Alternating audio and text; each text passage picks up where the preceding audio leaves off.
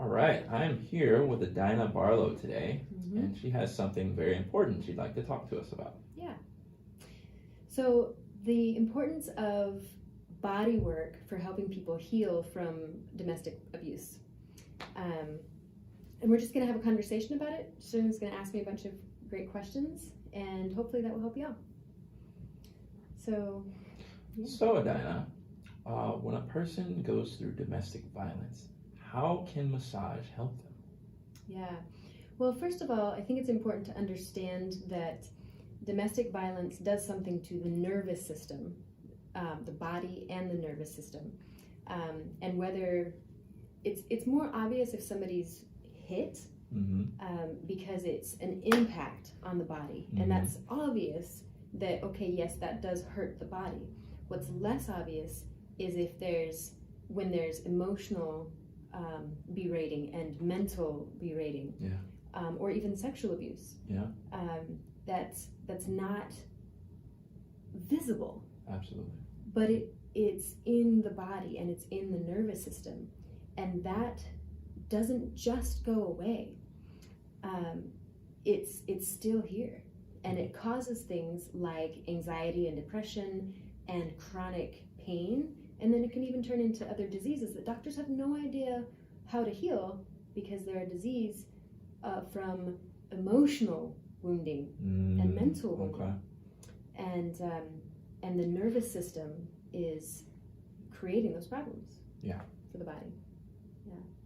Okay, so let's say a person has difficulty with domestic violence, is exiting the domestic violence relationship, whatever that looks like. When is a good time to introduce body work? Because most people will probably think the last thing I want is somebody touching me after I've been in a situation forever, for however long. Right, that's a very good point. It's important first that it's important that you are out of the relationship.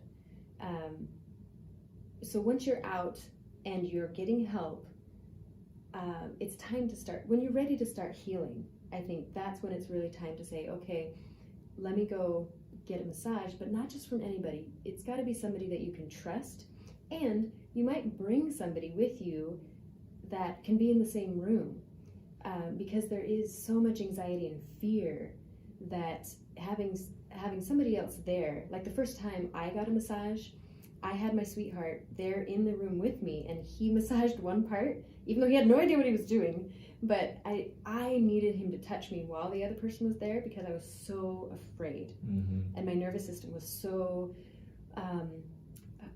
keyed up that I just couldn't be there by myself. Yeah. So not everybody's going to be that way. Somebody might be fine with coming themselves, but they don't have to. Okay. Why should a person, after exiting this situation, trust you, Adina? Yeah, they can trust me because I've been there. Because I grew up in a domestic violence household, and I know what it's like. I know how my body responded. I know what pulled me out, and I know what didn't work and what did. And so when I'm working with somebody, I can respond to them the way they need to and make it very safe. And I've been doing massage for the last 12 years, and so I know what I'm doing. And of course, things will come up. It's not like it's medicine. It's medicine. It's not a spa day. And so, but it's medicine that works, because I had all this different pains in my body and I didn't know what was going on, and I had so much anxiety and depression, and the only way I was able to get out of it was to go into it. And the best way to go into it was going into my body with somebody trusted helping. So even if it's, we might start just massaging the neck. Yeah. And that's fine. That's it. We just got to tell the nervous system, show the nervous system that it's safe. Yes. And it's okay. Yeah. And eventually maybe we can work on the arms, and we can work on the shoulders, and eventually maybe we can work on the back and the legs, and eventually maybe we can work on the belly further down the line. But it's like one little piece at a time, slowly developing Baby rapport and steps. trust. Baby steps. Yeah.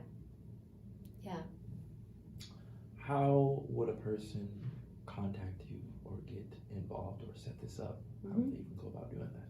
Yeah. So you can find me on www.lifelongwellnesspdx.com.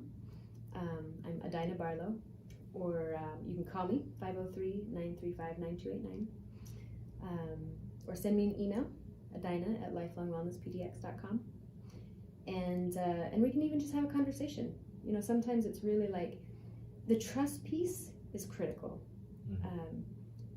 and it's a risk. It is a risk to heal, really, but it's a risk that must be taken.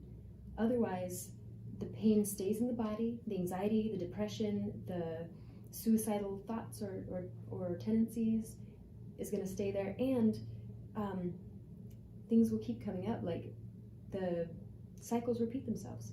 So it's like you just got to heal. Awesome. Yeah. Thank you so much for joining us today, Adina. It's been a pleasure. Thank you for your questions.